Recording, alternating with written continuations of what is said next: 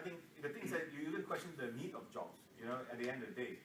So I think what needs to happen is that we need to work with machines, right? The robots are taking away jobs that you and I don't want to do. Okay, like in nursing, they're taking away bedpans, changing bed sheets, things that we don't want to do anyway. So Baxter is one of the, you know, you're watching on TED Talk, Baxter is one of those robots that work with humans. And I think the other thing we need to look at is education system, right? Our education system is kind of screwed up, right? Because we, you know, it's a 300-year-old legacy from the British Empire, right? Teach you the 3 R's, right? Reading, writing, and arithmetic. Why? Make you into a computer to help run the empire. So they can pluck you and stick you in Karachi, or stick you in Glasgow, or stick you in New York, you will still function the same. But nowadays, we have computers to do that. And we're still going through the same 3 category. I mean, you know, I always argue with my son's teachers that their handwriting is bad and they make him go do remedial class. Now, imagine, right, when he graduates, would he actually use a pen? I don't think so, right? And this is the thing, I mean, at the end of the day, you know, we all have different skill sets, but we're all taught things that are, you know, what are you taught at school? To get the answer at the back of your book. If your answer is different from everybody else in the class, you are wrong. How do you have creativity like that, right? So I'm a big follower of Sugata Mitra. You should go listen to his TED Talk. He gave a TED Talk last year that won $1 million of a project called Self-Organized Learning Environment. If you really want to do an MBA nowadays, you can do it for less than $1,000 from all the Ivy League universities. Harvard Business School is actually at 40 faculty members now, putting all the MBA program online.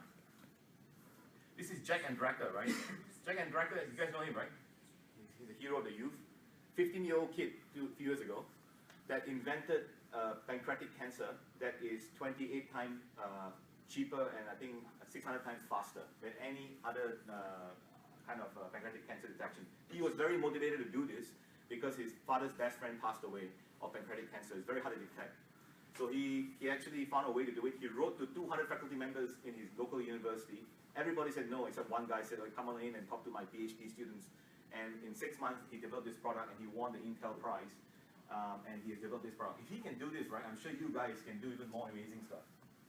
And, you know, I encourage you to go out and explore, you know, all the different fields. Like what I'm doing. See, I met up with Tim Berners-Lee. He's the father of the World Wide Web last year, year before, I can't remember now when, but I'm wearing a Google Chrome shirt, right? This is the father of the World Wide Web. He said, Clarence, I do not endorse Google. You know, it's too bad it's the only shirt I have. Anyway, you know, I tried cooking with Matt Moran. Thanks to my mate here, Mick, introduced me to sous vide. You know, physicist Michio Kaku. And how about ballet dancing with the last mile dancer? So I was a speaker at one of the events there, and he was the third speaker in the event. So go out and meet people and explore stuff, you know, and open up your mind in what you can do. Okay, and last thing I want to leave you is what Larry Page from Google said, right? Are you doing something that's going to change the world?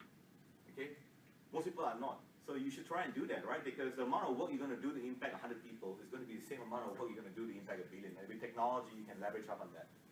Okay, so I think that's all I have. And contact me, follow me on Facebook. I update my Facebook technology more than I do on my blog.